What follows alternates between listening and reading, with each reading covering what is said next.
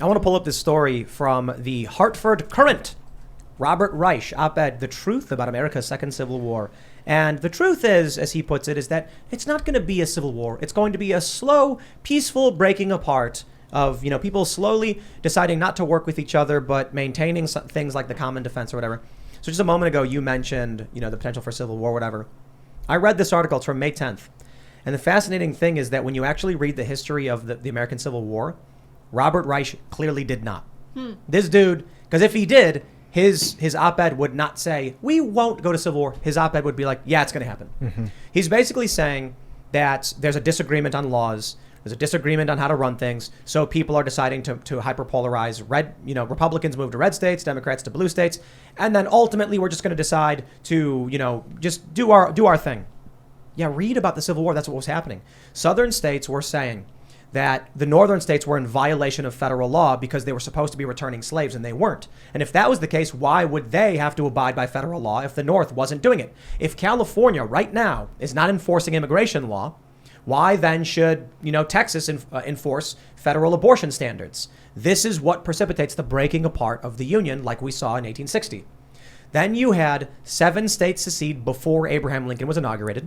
And then after, there was a few more states, I think, that joined in. No, I think it was 7 states. Then when the Battle of Fort Sumter happened, a bunch of other states went, whoa, like, yo, count me out. Like, this is crazy. The Union is going in now and their states are supposed to be sovereign. Robert Reich is saying, there's an abortion issue is happening. So Democrats are going to move to blue areas and Republicans to red areas. And I'm like, yeah, that's literally what's happening. Mm-hmm. So when you have Roe v. Wade, and then you get Republican states basically saying, like, we're not doing it anymore. We're going to start, and they get sued over it. It's the lawsuits that brought us to the point where Roe and Casey may now be overturned. But then the Democrats are going to be like, Republicans aren't abiding by the laws of this land. And it's like, dude, California and New York allowing non-citizens to vote. You kidding me? It's not just one thing happening in one area. It is Democrats in the entirety of California, according to, I can't remember which NGO it was, earned 1 extra electoral college vote and congressional seat by allowing illegal immigrants into the state without enforcement. Yeah. Because congressional seats are apportioned based on population size, not citizenry. Right. All of this stuff, it looks very eerily reminiscent to what happened in 1860. And you know how much it costs? A weak president, maybe Donald Trump gets in and then... You know how much it costs every Californian every year for illegal immigrants in the States? $1,800 median for every single household in the state. I mean, it's getting to a point where the people there are fed up, and the left will continue to do whatever they want. They don't care about the standards of federal law or what they're supposed to do. And then as soon as a conservative, a Republican president or a Republican governor comes out and does something like this, then it's the end of the world for them. I mean, conservatives have to play hardball. I mean, I'm the biggest fan of DeSantis because of what he's doing. Mm-hmm. Because he doesn't care at all what the left thinks about him. He doesn't care about the political standards that we're supposed to live by. He uses the power that he has and he gets things done in a way that no other Republican governor has really done in recent memory. Have you seen the left? They'll say, like, Republicans are steamrolling Democrats because they're too weak. Mm-hmm. Have you seen that rhetoric? Mm-hmm. It's amazing. So to the left, if they don't get everything they want, Republicans are steamrolling them. Yeah. To the right, if they only concede a little bit, they're doing all right. Yeah. That's the amazing thing to me. Republicans are like, well, we're going to give the Democrats what they want. You got Mitch McConnell. They're not talking about red flag laws. No. And I'm just like, there is no right in this country. There's none. I love it. I'm being somewhat facetious. The left says there is no left in this country. Every single politician is far right. Oh, okay. Name the politician who just stood up and said, in the wake of what we've just seen in this country, it's time to repeal the NFA. It is time to repeal all gun laws as infringements and violations of the Constitution. It doesn't happen. You got a handful of Republicans who talk about it. Where some people, I think, have proposed bills. But the Republican Party is not going out saying repeal gun laws. The Democrats are saying ban guns. Mm-hmm. I'm not saying that every Democrat is saying ban all guns. I'm saying they have quite literally banned a ton of them. Yep. They now want to ban assault weapons, which is meaningless. Where is the Republican Party to come out, stand up and yell, we have to unban selective fire rifles? No, because there is no right.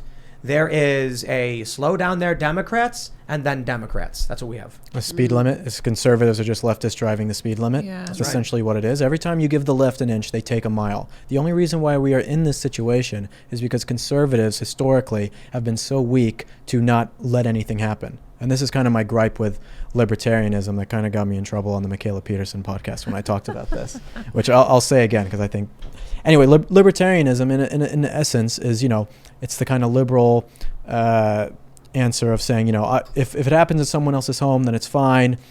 Whatever happens outside there, it's okay. That's kind of the libertarian answer. I don't want other people to get involved in my life. And as soon as you have that, again, pitted up against the ideology of leftism that is revolutionary in its essence, then you get a society that continually gets steamrolled by these types of people. So if you have these like classical liberal types, again, I don't know exactly who you guys are, but you have these classical liberal types that say live and let live, the left will steamroll you every time because you continue to give up things to them. Yes. The party that just wants to be left alone will always lose to the always party that lose. wants to win. Where's That's what we're seeing. This is what I love to say to my anarchist friends. I don't care if they're... The left anarchists don't believe right-wing anarchists exist. And I think it's really funny. Denying their existence. They do. They're like, you can't be a capitalist and an anarchist. It's like, you can, Literally but can. sure, whatever. But I like to just say, where's the great anarchist civilization? Sorry, there isn't one. Right. I mean, there was like a brief period in Catalonia where there was like an anarchic state or whatever. You've got some parts of Mexico today. But the reality is that without a centralized authority, you get steamrolled by authoritarians who exploit your, for the most part, peaceful nature. Yeah. This is what really bugs me, too, about conservatives. Anarchists are not violent. And I say this to all of these people on the Political Compass memes, subreddits, and things like that. They're like libertarian left, and they show Antifa. And I'm like, dude, you can't be libertarian and violently beat someone with a bike lock into submission so they do what you want politically. That is authoritarian. You are like, adhere to the authority or I will beat you. That is not libertarian.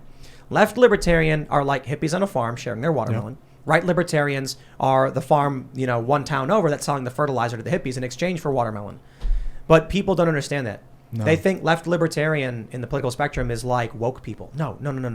Woke is authoritarian left. Yes. We will destroy your life unless you adhere to our ideology. You do not see left libertarians all that often. You just don't. I'm thinking about like the people sitting still, maybe the libertarians, people that don't want to be bothered by the outside world. They'll be surrounded, rooted out, and destroyed usually by a stronger state force. So the Romans, the way they figured it out was we're just going to kill and subjugate our neighbors so that no one can come and take us.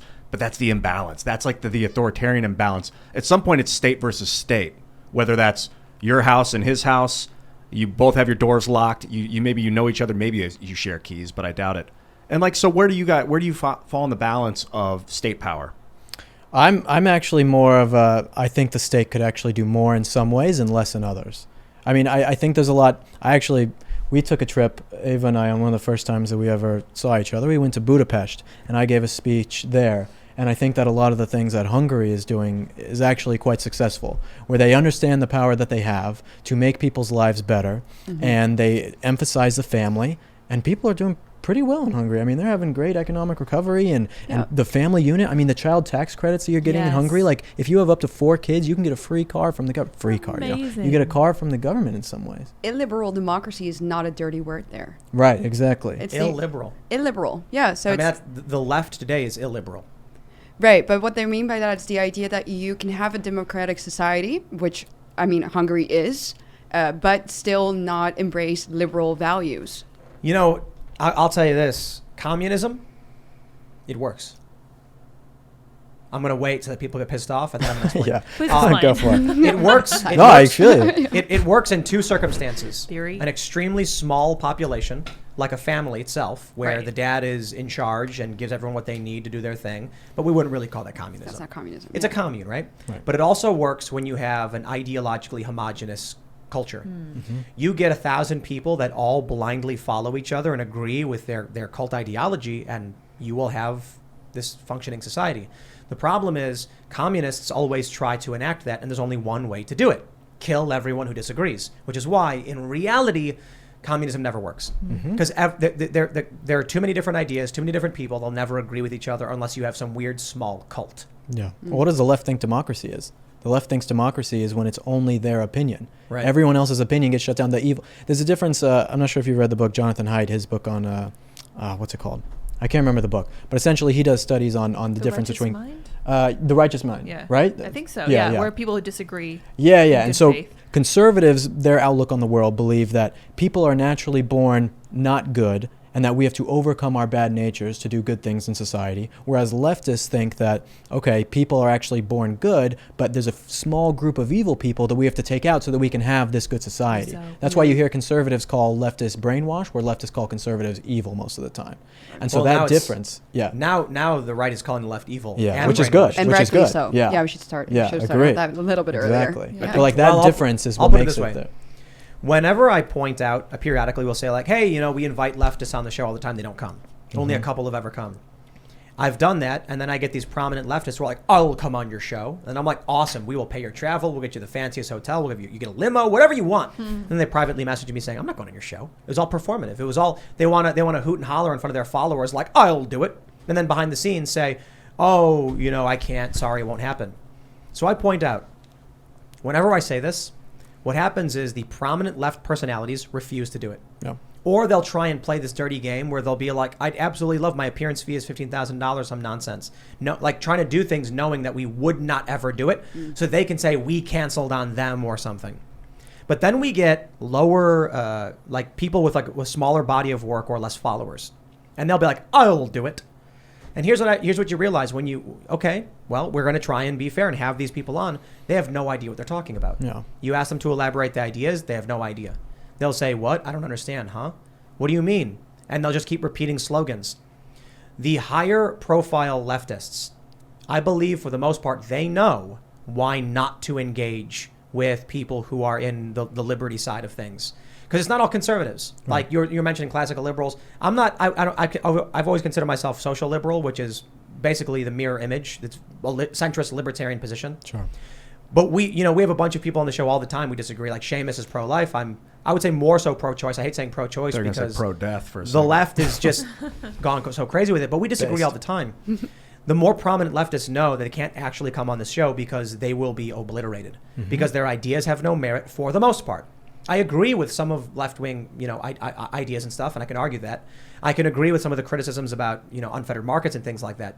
But when it comes to facts, is Joe Biden corrupt? Yes. Yeah.